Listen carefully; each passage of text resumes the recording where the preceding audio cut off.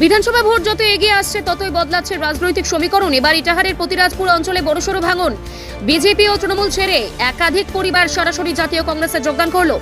তিলনা ও Shibrampur booth মিলিয়ে আয়োজিত এই কর্মসূচিতে দেখা যায় বেশ কিছু পরিবার শাসক ও বিরোধী শিবির ছেড়ে কংগ্রেসের পতাকা হাতে তুলে নিচ্ছেন। দল ত্যাগীদের হাতে পতাকা তুলে দেন ইটাহারের প্রাক্তন বিধায়ক তথা কংগ্রেস নেতা অমল আচার্য। রাজনৈতিক মহলের মতে ভোটের মুখে এই যোগদান নিঃসন্দেহে কংগ্রেসকে বাড়তি অক্সিজেন দেবে এবং ইটাহারের লড়াইকে আরো ত্রিমুখী করে তুলবে। এখন দেখার এই ভাঙনের প্রভাব কতটা পড়ে ভোট বাক্সে। এই প্রসঙ্গে প্রাক্তন বিধায়ক তথা কংগ্রেস নেতা অমল আচার্য আরো কি বললেন শুনুন।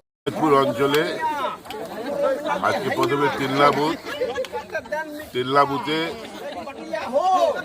অনেক সংখ্যক যুব বয়স্ক এবং মহিলারা বিজেপি এবং তৃণমূল ছেড়ে আজকে জাতীয় কংগ্রেসে যোগদান করেছে এবং পাশাপাশি শিবরামপুর বুথেও তাই, তারা অনেকে আজকে জাতীয় কংগ্রেসে ফিরে এসছে, জাতীয় কংগ্রেসের পতাকা ধরেছে এবং জাতীয় কংগ্রেসের এখানে বুথ কমিটি গঠনও করেছে।